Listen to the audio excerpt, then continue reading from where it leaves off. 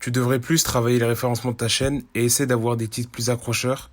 Et tu pourrais faire un 21h pour maîtriser Photoshop afin de faire des miniatures qui vont te permettre d'attirer plus d'audience. Suerte.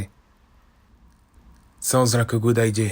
Hi Minna, je m'appelle Oumar, je fais des vidéos qui sont principalement basées sur le fait d'apprendre des nouvelles choses, des nouvelles compétences en 21h. Je l'ai maintenant fait pour l'espagnol, le montage, le marketing digital, le japonais. Et pour la dernière vidéo, un abonné m'a fait une suggestion. Pourquoi ne pas se concentrer sur l'amélioration de mes miniatures en apprenant Photoshop pendant 21h? Et c'est ce que je vais faire dans cette vidéo. Bon, trêve de bavardage, let's go. Yo, premier jour, il est 6h là. Et comme mes sessions, je me suis levé à cette heure-ci parce que je suis en stage actuellement.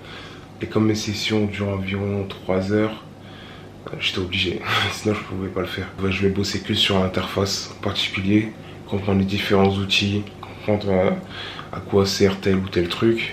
Donc là, je vais chercher des vidéos qui vont m'aider à la comprendre.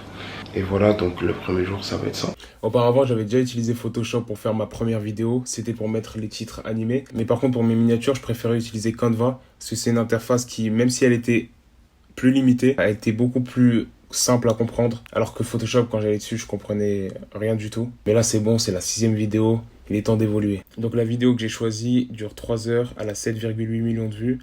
Et elle est entièrement en anglais. Pourquoi en anglais? Parce que je considère que les anglo-saxons sont en avance sur nous sur pas mal de trucs, dont la créativité. Et si jamais je cherche à faire d'autres effets sur Photoshop, des effets un peu plus complexes, j'ai pas envie de devoir chercher en anglais, puis ensuite essayer de le traduire en français pour savoir quels outils je dois utiliser sur mon Photoshop. C'est pour ça que d'ailleurs mon Photoshop est aussi en anglais.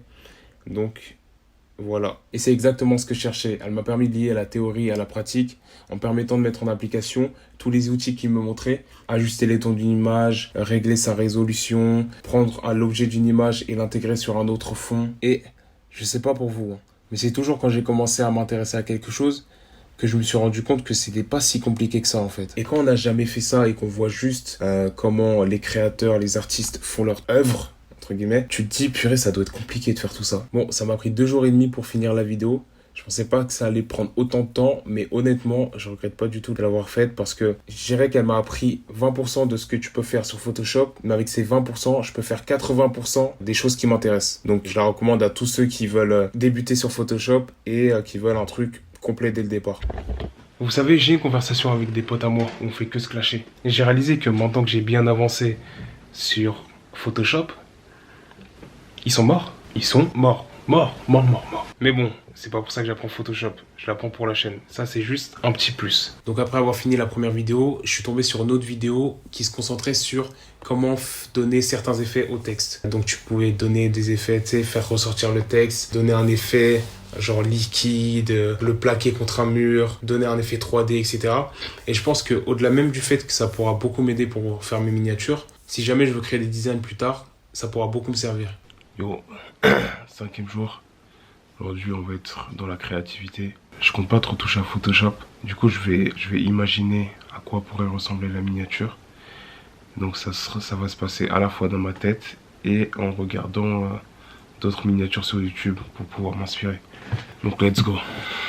J'avais déjà une sorte d'idée au début de la semaine, mais je voulais voir qu'est-ce que je pouvais y rajouter, qu'est-ce qui ne serait pas trop, quelle couleur je pourrais lui donner, et aussi la prendre en photo. Même si j'avais déjà une idée en tête, fallait que je la confronte à ce qui se faisait sur le marché. Parce qu'il faut pas que ça me plaise qu'à moi, faut aussi donner envie aux gens de cliquer sur la vidéo. Donc je voulais une miniature avec moi au centre du cadre, entre l'intersection de 2 murs, avec les 2 parties du titre placées sur chacun d'eux, mon doigt pointant le titre et tout mon corps entouré d'un contour clair. Et je voulais assombrir les limites d'une image pour donner de l'emphase au centre et donner du relief au texte. Et je pense que je vais lui rajouter une ombre. Bon, maintenant il fallait que je prenne la photo, mais je savais pas exactement quelle pose choisir. Donc j'ai essayé plusieurs positions pour voir laquelle rendait le mieux.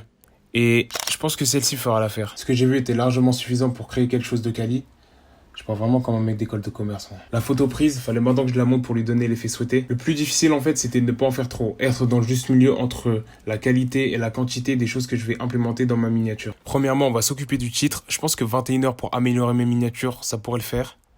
Ensuite, il faut que je le divise en deux et que je réussisse à le caler sur les 2 murs. Par curiosité, j'ai utilisé l'outil de couleur sélective. Et je trouve que ça rendait plutôt bien en bleu. Donc, j'ai laissé. Et vous trouvez pas que le titre est un peu fade, non? Ah, là, on est bien. Il manque un petit truc.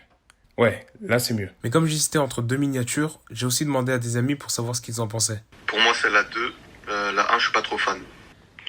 Ouais, la 2, direct. Franchement, elle est beaucoup mieux. Et voilà le résultat. Faites semblant d'être surpris. J'aime bien parce que c'est une miniature qui fait à la fois simple, mais tu sens que le mec, il maîtrise un peu. J'ai pu lui donner cet effet épuré et donner du relief au titre. Comme ça, si quelqu'un traîne sur YouTube et voit ma miniature, je pourrais attirer son attention plus facilement. Et je suis plutôt fier de moi. Bon, le premier objectif est rempli.